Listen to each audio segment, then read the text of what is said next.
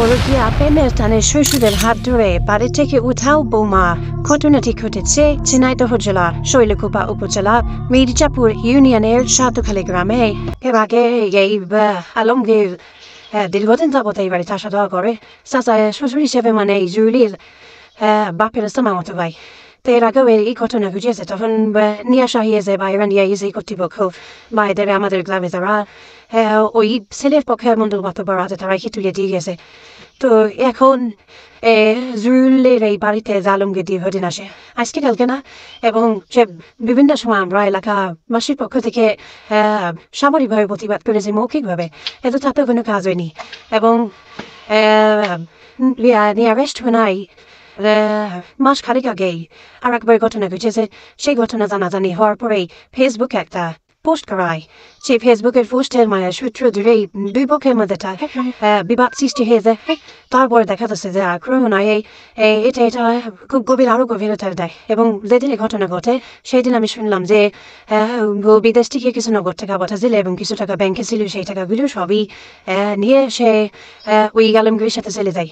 এটুক আসলে যে সমাজ, আমরা তো সুশীল সমাজের মানুষ, এই সুশীল সমাজটা যারা অশান্ত রূপ নিচ্ছে বা আমাদের সমাজের কর্তৃপক্ষ আছে, ইউপি সদস্য বা গ্রাম বাজার মাতুব্বর আছে, এরা যদি সঠিক বিচার না করে, এরা চাচ্ছে যে এই ছেলে ছেলে এবং মেয়েকে যার জায়গায় ফিরাই নে। কিন্তু বারবার একটা মেয়ে এই ঘটনা ঘট পাবে, বারবার একটা ছেলে এই ঘটনা ঘটাবে, আর আমরা সেটাকে প্রতিবাদ না করে তাদের সাপোর্ট করছি। এটা আমি ব্যক্তিগতভাবে এর প্রতিবাদ জানাই। এই ঘটনায় এলাকা জুড়ে সমালোচনার ঝড় বইছে। জানা যায় ওই গ্রামের মৃত মহিরুদ্দিনের ছেলে জুল হক দীর্ঘদিন ধরে প্রবাসে থাকেন। বাড়িতে মা ও দুই কন্যা সন্তান নিয়ে বসবাস করতেন স্ত্রী তানিয়া খাতুন। অপরদিকে একই গ্রামের মৃত শরীফুলের ছেলে এবং সাধু চালক আলমগীর হোসেনের ওই বাড়িতে যাতায়াত ছিল। আলমগীর সম্পর্কে তার চাচা শ্বশুর হন, সেও দুই ছেলে সন্তানের জনক। এক পর্যায়ে তাদের মধ্যে পরকীয়া প্রেমের সম্পর্ক গড়ে ওঠে। তাদের সম্পর্ক গত 1 বছর ধরে এলাকাবাসীর চোখে পড়লে বিভিন্নভাবে তাদেরকে নিষেধ করা হয়। একবার তাদের হাতে নাতে ধরলেও গ্রামবাসী মীমাংসাও করে দেন। শেষ পর্যন্ত গত 7 দিন সকালে ওই চাচা শ্বশুরের হাত ধরে পালিয়ে যান তানিয়া খাতুন।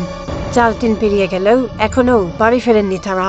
এলাকাবাসী জানান 2 দিন আগে তারা বিয়ে করে ফেলেছেন। বাইরে এই বিষয়টা আমরা স্টিকে দীর্ঘ 1 বছর ধরে জানি। এর আগেও ধরা পড়েছে, পরে দেখা যাচ্ছে যে কথা আর অনেকদিন থেকে জানছি যে বিজ্ঞান সাহায্য করে বাধাঘাট করিয়ে দেয়, এইভাবেই চলাফেরা করে শ্বশুর জরুরির আত্মীয়তারা। সেই হিসাবে হাজা করে আমরা ভাবি যে ভালো হইবে না, হাজা পথে করতে মাঝে একটা নিয়েও যায় নাকি আমরা শুনতে পারলাম। নিয়ে গেছে সে, তারপরে তার গোষ্ঠীর লোকজনে সন্তান কইলে গিয়ে বলে ঠিক গেল আর কেন আসবে না। এইভাবে চলাফেরা করতে দেখা যাচ্ছে আজকে গত 3 দিন 4 দিন হয়ে গেল। আবার নিয়ে গেছে টাকা পয়সার বিষয়টা আমার বাড়ি একটু দ্রুত হাত বংশে টাকা পয়সা গহনা নিয়ে গেছে। কারণ আমরা বলতে চাই যে এই ব্যক্তি এখানে মনে আসে আমাদের বাড়ির আশেপাশে, আমরা একটা লজ্জার বিষয়, আমাদের মানুষ খারাপ বলছে যে কোনটা পুরোটাই খারাপ।